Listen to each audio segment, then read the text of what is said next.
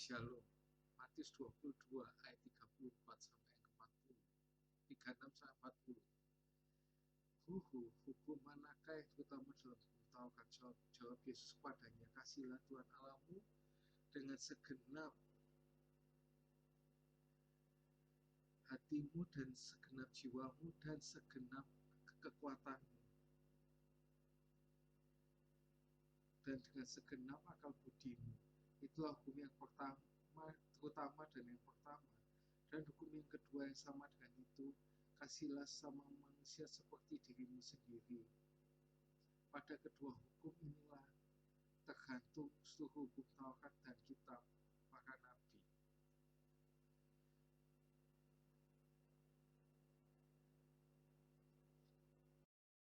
Di perikop tadi dikatakan bahwa hukum kedua adalah kasihlah sama manusia seperti dirimu sendiri.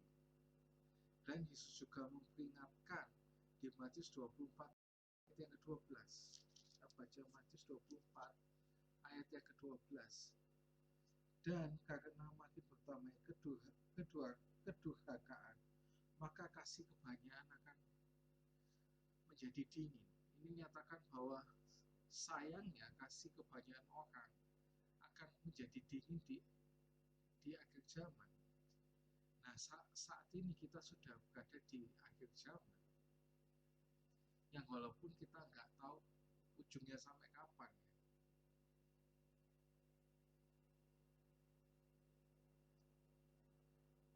Nah, kali ini kita mau belajar akan hal-hal yang dapat merusak hubungan dan membangun kembali hubungan tersebut ya. Nah, apa sih hal-hal yang membuat itu hubungan itu menjadi dingin dan rusak itu? Yang pertama adalah kritik. Kita baca di Kejadian 3 ayat 12 sampai 13.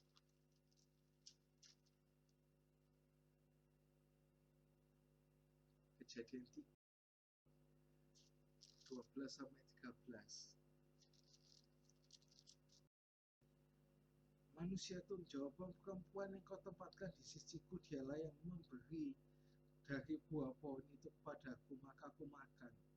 Kemudian berfirmanlah Tuhan Allah kepada perempuan itu, apakah yang telah kau perbuat ini? Jawab perempuan itu, ular yang memperdayakan aku, maka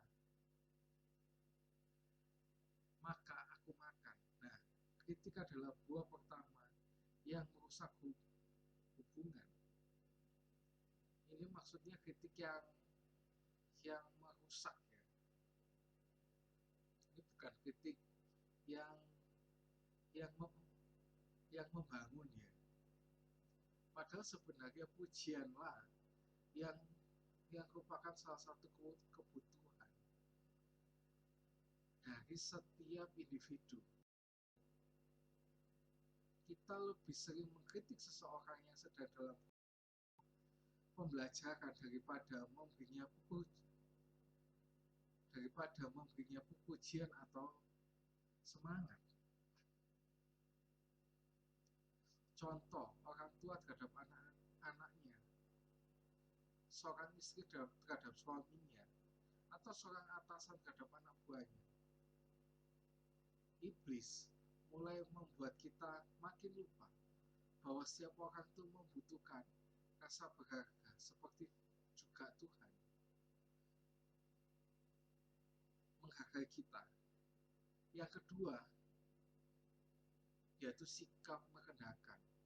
Sikap merendahkan ini juga membuat hubungan itu menjadi dingin dan rusak. Pada awalnya kritik, tapi lambat laun sikap merendahkan akan muncul. Sikap merendahkan ini akan memunculkan perasaan jijik atau konten terhadap orang tersebut.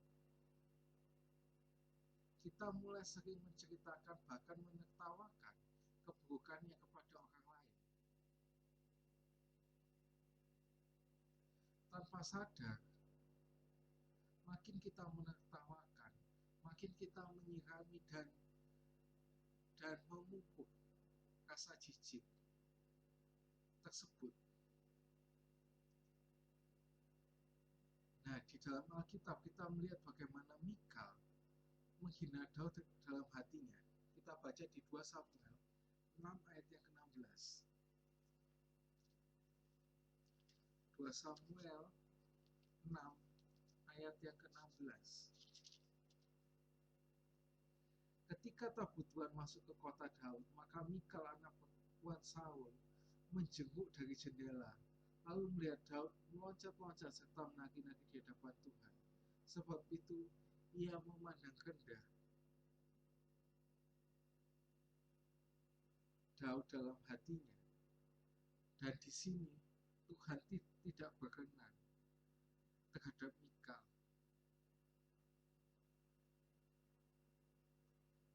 Nah, ini terlalu jawab dalam hati ya. Adakah orang yang sering membuat yang sering kita jadikan sebagai bahan candaan atau olokan? Jawab ya di hati masing-masing. Yang ketiga yaitu pembelaan diri. Tidak mau ditegur dengan terus membela diri juga merupakan sesuatu yang merusak hubungan. Dalam kita baca di 1 Samuel 15 ayat 20 sampai 21.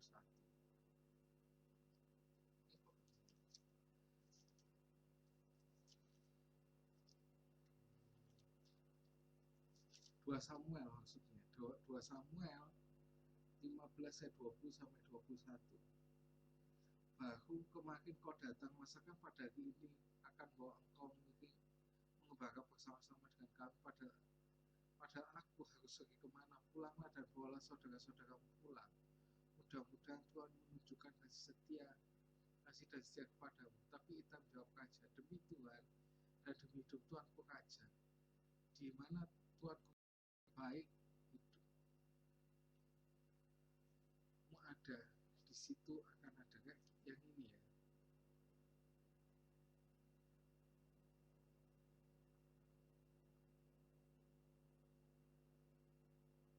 Kalau yang di satu itu aku memang mendengarkan suara Tuhan dan mengikuti jalan yang telah disuruh Tuhan kepada dan aku membawa Agag raja orang Amalek, tapi orang Amalek sendiri telah kutumpas. Tapi rakyat mengambil dari jagahan kambing, domba dan lembu-lembu yang terbaik yang dikhususkan ditumpas untuk mempersembahkan korban kepada Tuhan Allahmu di Gilgal. Yang ini ya, yang 1 Samuel ya. Di sini kita melihat bagaimana Saul itu terus membela diri. Teguran itu dianggap sebagai serangan. Hubungan sulit dibangun tanpa kerelaan untuk mengakui bahwa kita adalah sama-sama manusia yang mudah jatuh dalam dosa. Yang terakhir, hal apa aja yang bisa merusak hubungan? Yaitu adalah tembok berdiam diri. Ada orang yang membangun tembok berdiam diri dengan cara untuk menghukum orang lain. Ada yang membangun tembok berdiam diri untuk melindungi diri sendiri.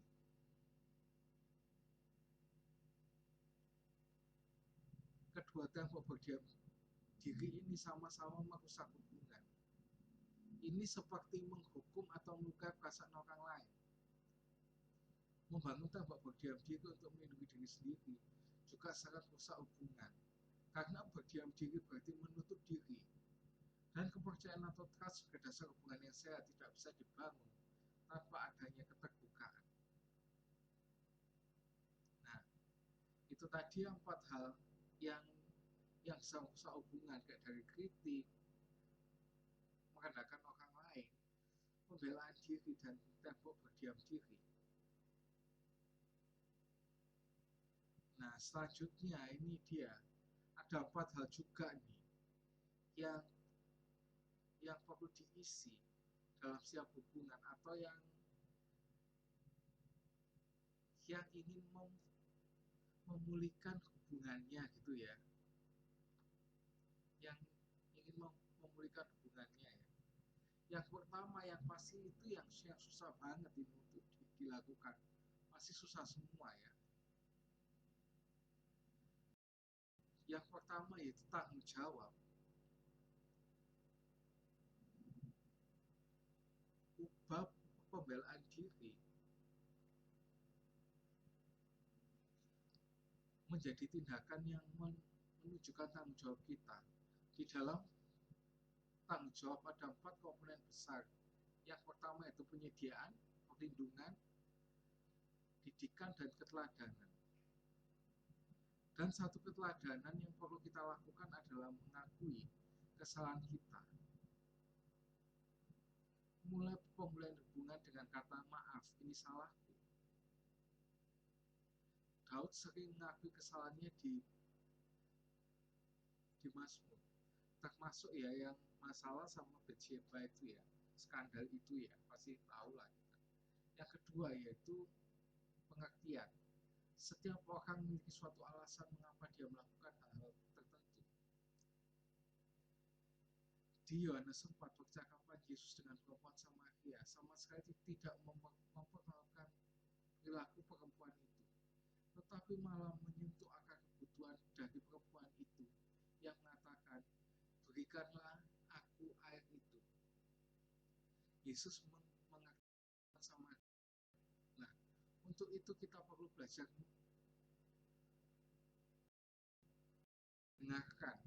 Sayangnya, survei menunjukkan bahwa kita hanya mampu mendengarkan selama 17 detik sebelum kita memulai interupsi dan tergerak untuk memberikan solusi. Padahal yang dibutuhkan banyak orang adalah kita mendengarkan untuk mengerti daripada mendengarkan untuk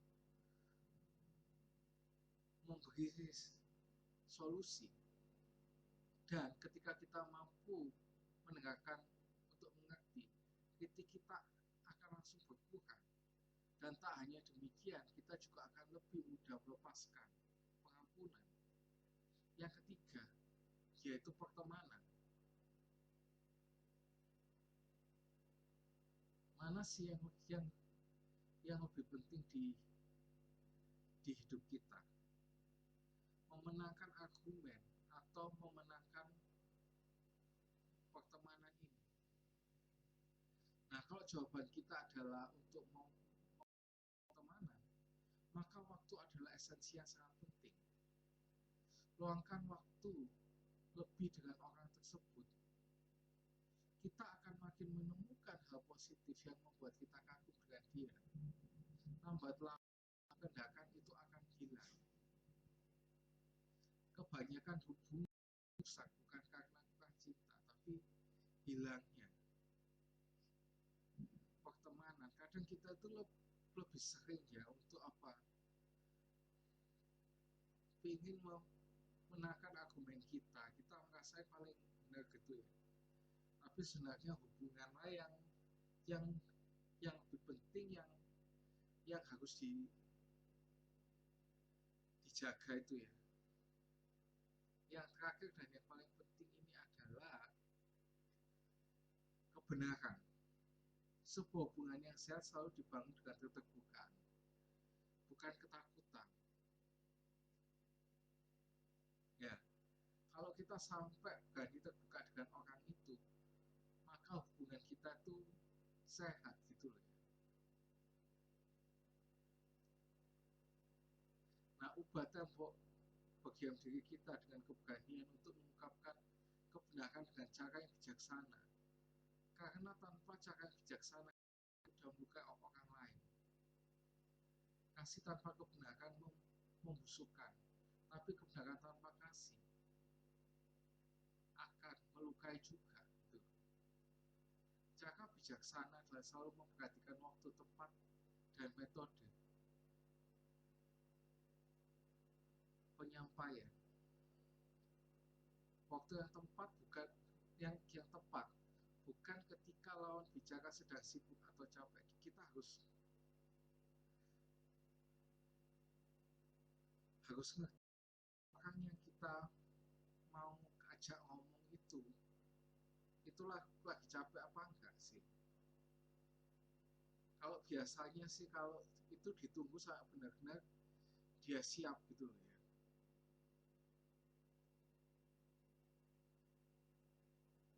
Nggak perlu langsung, kita mungkin pengen ya ya cepat selesai atau apa ya, tetapi ini penting loh ya, kita harus menentukan waktu yang tepat gitu loh ya. Kalau misalnya kita nggak waktunya nggak tepat, pasti akan susah, malah buat kami tambahan, malah buat hubungan semakin rusak. Yang kedua, tempat yang nyaman, bukan tempat yang penuh dengan orang. Sehingga dengan bukan tempat yang penuh dengan orang yang dengan harapan agar lebih banyak menjadi hakim. Tapi pilihlah tempat yang nyaman, hanya kalau bisa hanya orang-orang yang berhubungan dengan itu, atau kalau bisa cuma cuma berdua aja. Ya karena menurut pengalaman, kalau misal banyak orang di sekitar ya, pasti apa lebih banyak yang menghakimi dan gak bakal selesai, karena pasti ada yang ngepos sana ngepos sini gitu ya. Dan yang terakhir, bijaksananya itu adalah metode penyampaiannya, dengan memberikan pujian atau apresiasi terlebih dulu sebelum menyampaikan kebenaran. Dan jangan lupa, berhati-hatilah karena kebenaran yang ingin kita sampaikan mungkin hanyalah sebuah asumsi karena belum pernah terverifikasi. Makanya kadang kebenaran tuh kita itu ya karena apa? Ini terbentuk asumsi karena kita tuh merasakan gitu, oh orang gini, orangnya